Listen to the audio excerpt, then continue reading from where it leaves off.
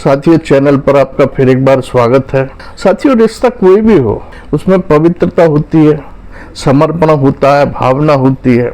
हर रिश्ते में पिता पुत्र का हो, माँ बेटे का हो, पुत्री माँ का हो या बहन भाई का हो।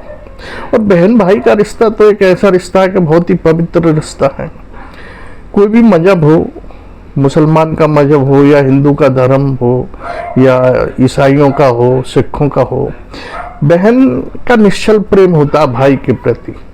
अपवाद मिल जाते हैं, ये कलयुग है कि बहन ने प्रॉपर्टी के लिए भाई का कत्ल करा दिया या और कुछ ऐसा जो अप्रिय घटना घट सकती है। अपवाद मिल जाता है हर रिश्ते का, लेकिन फिर भी बहन अपनी सगी हो, चाचा की हो, ताऊ की हो, भाइयों के प्रति उनका निश्चल प्रेम होता है और वो चाहती है कि उनके भाई सदा सुखी रहें, फले फूलें, साधन संपन्न बने रहें, अच्छे रहें, तंदुरुस्ती अच्छी रहे। हर बहन चाहती है अपने भाई के लिए। लेकिन कुछ लोग ऐसे होते हैं जो इन रिश्तों को छलते हैं और जो विश्वास करती है बहनें उसी के साथ छल करते हैं।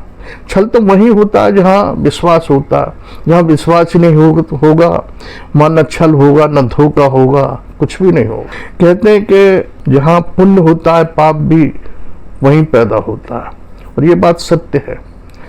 दोनों एक दूसरे के पर्यायवाची हैं, एक दूसरे के पूरक हैं। पुण्य है तो पाप भी है और पाप है तो पुण्य भी है।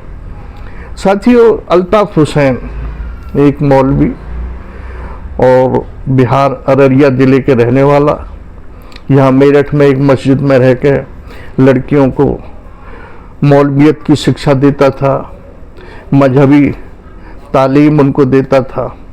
शादीशुदा व्यक्ति था, अपनी पत्नी के साथ मेरठ में ही मकान में रहता था अलग लेके, और मस्जिद में बच्चों को मजहबी तालीम और मौलवियत की शिक्षा देता था। गांव में उसकी एक चचेरी बहन थी। वो गांव में रहकर ही, यानी अररिया जिले में रहकर ही मौलवियत की पढ़ाई कर रही थी। उसने कहा कि तुम मेरे साथ मेरठ चलो और मैं भी स्कूल में पढ़ाता हूँ, तुम्हारी वहाँ अच्छी शिक्षा हो जाएगी, अच्छी मौलवियत की पढ़ाई हो जाएगी और तुम्हें अच्छा सर्टिफिकेट मिल जाएगा और कहीं भी व्यवस्था अच्छी आय का साधन बन जाएगा तुम्हारा।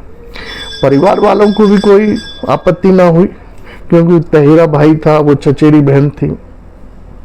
परिवार वालों ने विश्वास कर अपनी बच्ची को उसी के अल्ताफ हुसैन के साथ भेज दिया। अल्ताफ हुसैन 3 साल पहले उसको अपने साथ मेरठ ले आया और उसी घर में रखा जहां उसकी पत्नी रहती थी और 2 बच्चे रहते थे। और उस लड़की का, यानी अपनी चचेरी बहन का दाखिला करा दिया इस मस्जिद में जहां लड़कियां मौलवियत की शिक्षा प्राप्त करती थी। अब यहां से उस लड़की के दुर्दिन शुरू हो गए। अल्ताफ हुसैन घर में रहते हुए उसके साथ बलात्कार करता, दुष्कर्म करता था, और एक बार नहीं, 2 बार नहीं, 3 साल से लगातार दुष्कर्म करता आ रहा था। 3 बार तो वो लड़की गर्भवती हो गई थी और उसका एबॉर्शन कराया गया। इसमें उसकी पत्नी, अल्ताफ हुसैन की पत्नी, बराबर सहयोगी रही, दुष्कर्म कराने में, उस लड़की का एबॉर्शन कराने में। और अगर लड़की कुछ कहती, विरोध करती, तो उसकी मार पिटाई होती, उसको बुरी तरह मारते। और दूसरी चीज, उस लड़की ने अड़ोस पड़ोस में अपनी आप बीती जो उस पर बीत रही थी वो बताई।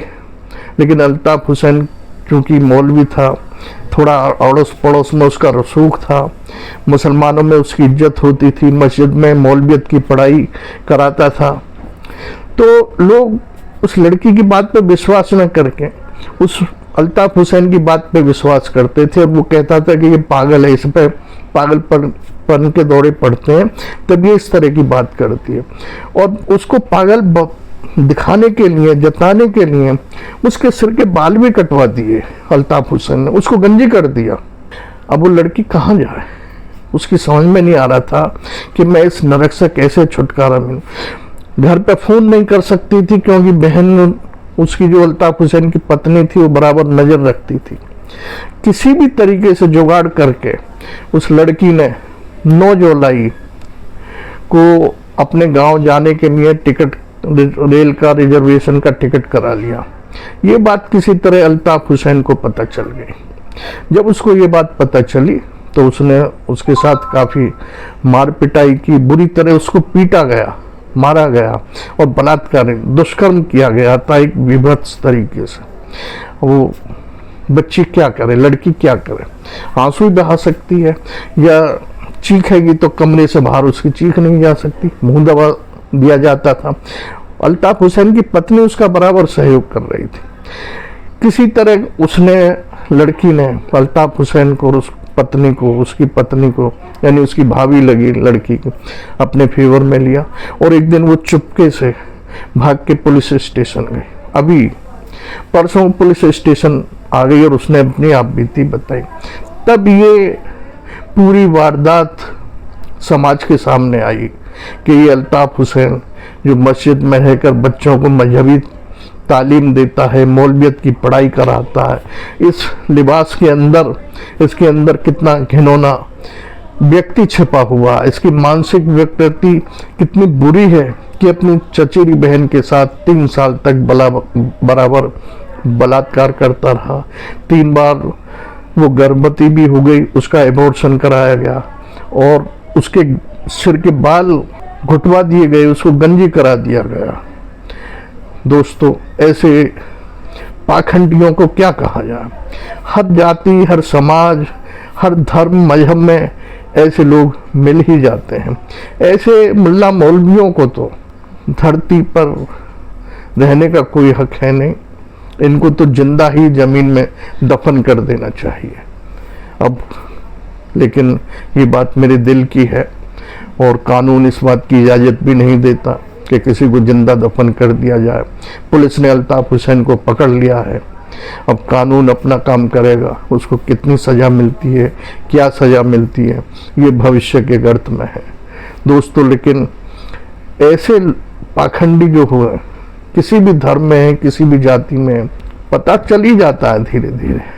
इनका कानून तो अपना काम करता है, लेकिन समाज को भी भविष्य में ऐसे लोगों से सचेत रहना चाहिए और इनका बहिष्कार कर देना चाहिए। इसी के साथ दोस्तों, आपने ये वीडियो देखी सुनी, इसके लिए आपका धन्यवाद, आभार।